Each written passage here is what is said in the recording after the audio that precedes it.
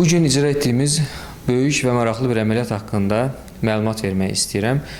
Qeyd etmək istəyirəm ki, uşaq 8 aylıq bir oğlan xəstədir və əslində hamiləlik vaxtı şübhəli olaraq başqa bir ölkədə təqib olunur və şübhəli olaraq böyrəklərində problemin olub-olmaması məsələsi tam dəqiqləşdirilə bilməyibdir və doğulduqdan sonra isə uşaqda sidik yolu infeksiyası olduğuna görə biz onu araşdırmağa aldıq. Yəni araşdırma nəticəsində bəlli oldu ki, uşağın bir böyrəyi mövcuddur və sol böyrəyi isə sağ böyrəyin alt hissəsinə yapışıq vəziyyət, yəni füzyon deyirik buna, yapışıq vəziyyətdədir və inkişafdan qalıbdır. Eyni zamanda həmin o inkişafdan qalan böyrəyin sidik axarı isə uşağın sidik kanalına gəlib birləşir. Yəni sidik hissəsinə yox, sidik kanalına birləşir.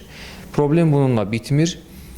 Eyni zamanda uşağın normal böyrəyinin də sidik axarı həddən çox genişdir və sidik axarının uc hissəsində uretrosel dediyimiz balon şəklində bir problem var və sidik hissəsinə bu şəkildə açılır və eyni zamanda problem onunla bitmir. Sidik kanalının da içərisində anadan gəlmə membran dediyimiz posterior uretral valv dediyimiz bir problem var ki, əgər bunu da əməliyyat etməzsək, bu uşaqlar təqribən 3-dən biri böyrək çatışmazlığı ilə qarşılaşır irəli dövrdə.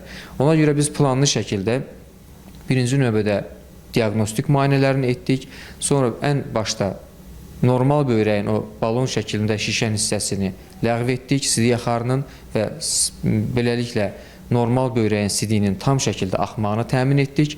Sonra sidik kanalı içərisindəki ikinci əməliyyatda həmin o anadan gəlmə membran dediyimiz gələcəkdə böyrək çatışmalarına səbəb olma potensialı yüksək olan problemi əməliyyat etdik və bugün isə üçüncü əməliyyat olan, yəni sol sidik axarının sidik kanalına birləşdiyi problem ki var, ektopik üreter dediyimiz problem var ki, bu problemi kökündən həll etmiş olduq. Yəni, axarın sidik kanalına birləşən yerini tamamən ayırıb, rekonstruktiv əməliyyat edib, tək sidik kanalı vəziyyətinə gətirdik və o inkişafdan qalan toxumanı isə tam şəkildə xaric etmiş olduq. Təşəkkürlər.